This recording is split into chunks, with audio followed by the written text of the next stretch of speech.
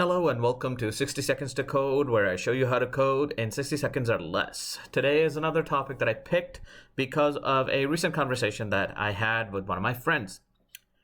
He recently graduated from an IT boot camp, and he was wondering what certifications he should pursue. And that's what the topic today is going to be.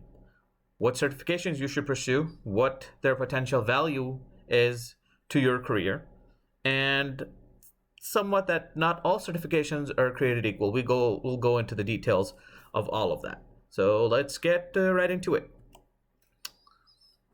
First questions first. What exactly are certifications? If you were to give it a definition, if you were to give it a concise definition, because before we go about talking about what certifications are valuable, what exactly are certifications? That's the first important question to answer. And a certification is a credential issued by a certifying authority to an individual that has demonstrated qualifications for a particular skill. Now that you are thoroughly confused, let me elaborate a little bit. When it comes to the details of that particular definition, we'll have to break it down step by step. From certification authority to what exactly is meant by qualifications, we have to go dig deeper into that. What are certifications? What are certification authorities? What are qualifications? How do you get qualified? So on and so forth. So let's get to that. Very first thing when it comes to any certification is the certification authority. And the certification authority has a lot of bearing on the certification. Now, what do I mean by that? Not all certifications are obviously created equal. There are some certifications that whether you have them or don't have them, it's kind of the same. You're basically just at that point paying for the certification authority to get money. It really adds very little value to your career. However, there are some certifications that are extremely valuable. And the reason they're valuable, one of the major reasons that they're valuable, is because of the certification authority that is issuing that certification. Now, this is the authority. This is either the public, either a consortium, an organization, corporation, or a non-profit organization. They're the ones who come together to issue a particular credential. I have listed some here for you. IBM is one, Amazon Web Services, Microsoft, ISC Squared, the Project Management Institute. These are all certification authorities, and Cisco is another major one. These are all certification authorities that issue certifications to individuals who have credentials. But the very first thing you have to realize is part of your due diligence in order to make sure that the certification you're pursuing and what value a particular certification possesses is to first research the certification authority that is issuing that certification. Let's say you're interested in pursuing an AWS certification. Great. Do you know anything about AWS? If not, I would start doing the research ahead of time. Not that getting AWS certified is less than ideal. Obviously, it's one of the most valuable IT certifications there is. But not all certifications are created equal. So your first part of any due diligence when it comes to determining the value of your IT certification or which certification you want to pursue is to find out more, or to do your due diligence in regards to the certification authority issuing the certification. First find out that, and then start to pursue the certification that is offered by that authority. Okay? But now that, let's say you have done your research in regards to the authority, what's next? Well, what comes next is your qualification and the 3 E's of a qualification.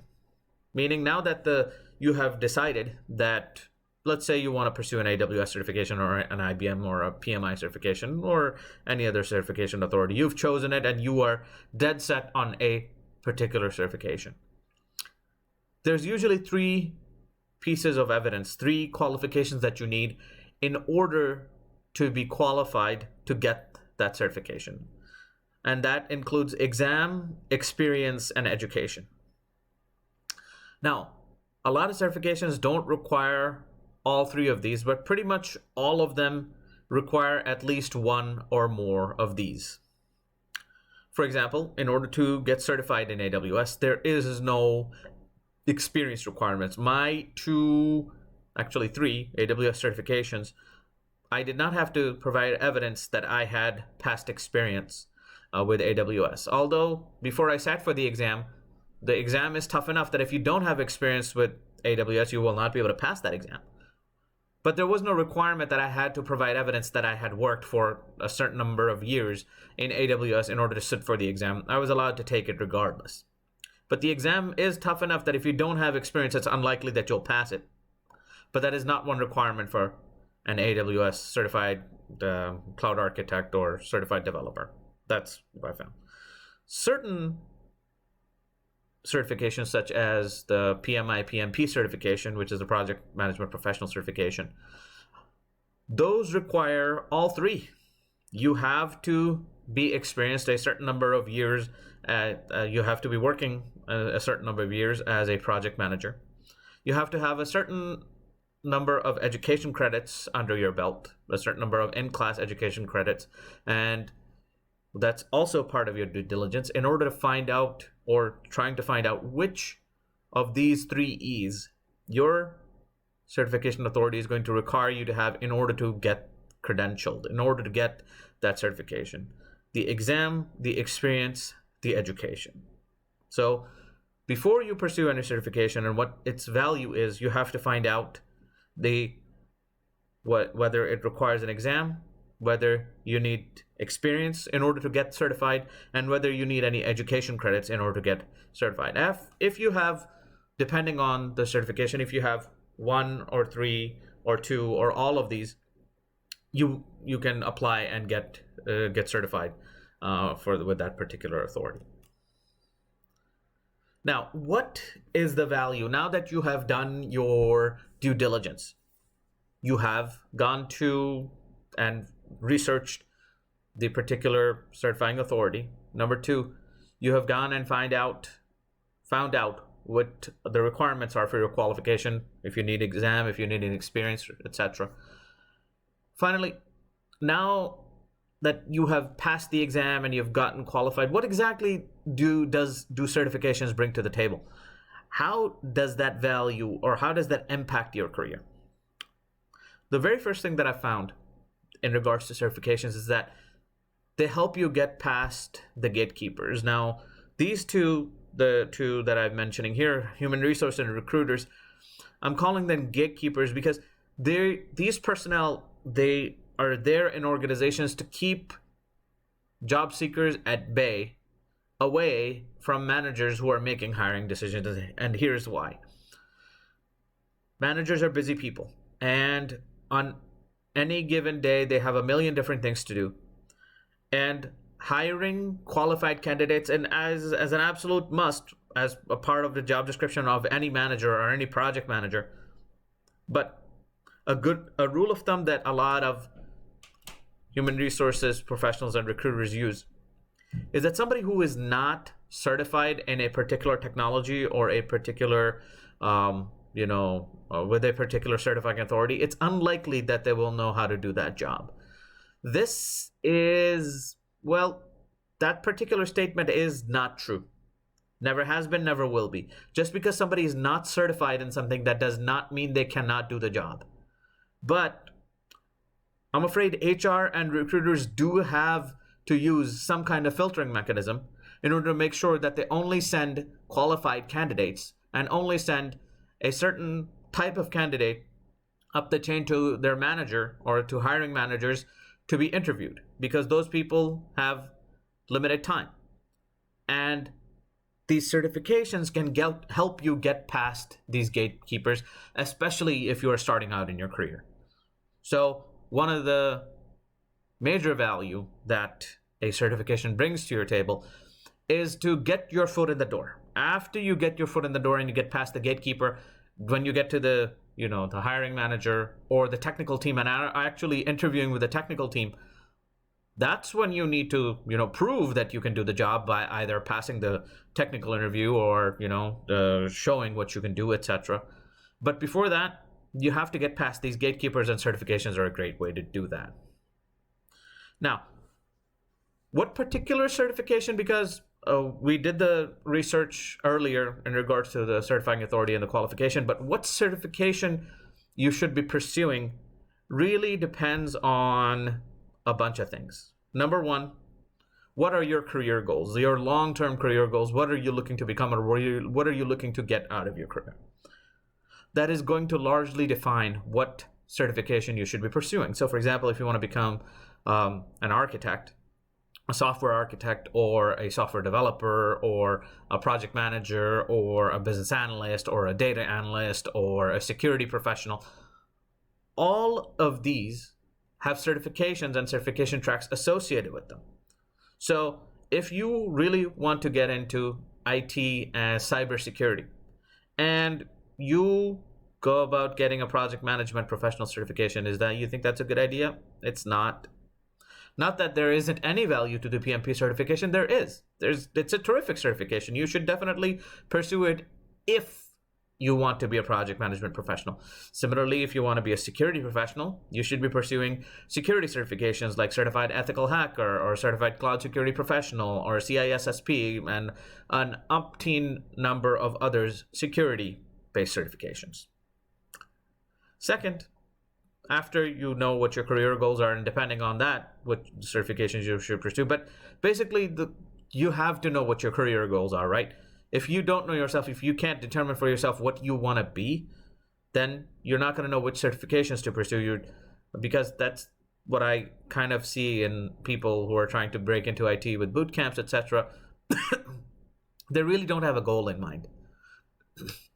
They say things like, I just want to get a job right now. Please help me get a job. And I'm like, what do you want to do? IT has like 10 different things you can become.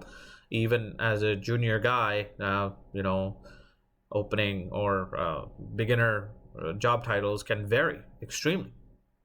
So your career goals are going to determine what certifications you pursue. And number two, the length of your career also has some bearing on what certifications you pursue and how valuable they are. For example, when I was starting out, because my original training, my college training is not in information technology, when I was starting to break into the IT industry, I got certified. I got 5 certifications before I even got my first job. These 5 certifications were instrumental in helping me break into the IT industry. But after the first, I'm going to say 5 certifications, there was like a 5 or 6 year hiatus in which I did not get any additional certifications. Number one, because I started studying IT because that's something I wanted to do, and I started to get, skilled in IT, etc. But also, it comes to the third point, which is the outside factors. During that time, what I found was the IT industry, this was around mid to late 2000s, right around 2007, 2008, 2009, something like that. Certifying authorities actually became lax in their standards, and a lot of cheating started happening in certification exams. And in fact, there was this one gentleman that I spoke to. He was bragging about he had taken the Oracle Database Administrator exam for 5 different people. And he was like, yeah, I'm doing this favor for my friends. It's basically what he was trying to prove, or what he was trying to say to me, what a nice guy he was. In fact, he wasn't a nice guy. He was devaluing the certification, and he was allowing people to get certified who did not merit or did not have the credential to get that certification, did not have the skill, the qualification to possess that certification. So what happened was these certifications, they started to become extremely devalued. So for the next 6 to 7 years, I'm going to say, I didn't pursue a single certification for that reason, that certifications just became so, nobody wanted them, and basically they had no value. So your career goals, your career length, and at times, even factors completely outside of your control determine the values and the value of certification and which certifications you ought to pursue. Now, this might have sounded like a little bit of, what's the word I'm looking for? flow of thought kind of video. But if you go back, there is a theme running through this. Number one, it is part of your due diligence to understand and get information in regards to the certifying authority that is issuing the certification. Number two, research what qualifications you need to possess in order to get a particular certification. Number three, depending on your career goals, your career length, and sometimes factors outside of your control, which certifications are going to be valuable in your career are going to vary, are going to depend. And finally, certifications are a great way to get past the gatekeepers when you are trying to break into the IT industry, or at least get a job. So there you have it. If you have any questions, comments, leave them below. And I'm taking a slight break from my 60 seconds to code videos, starting to do slightly longer form videos. So if you have any questions, comments, or even suggestions for any additional videos, leave them below. Thank you, and I will talk to you guys later.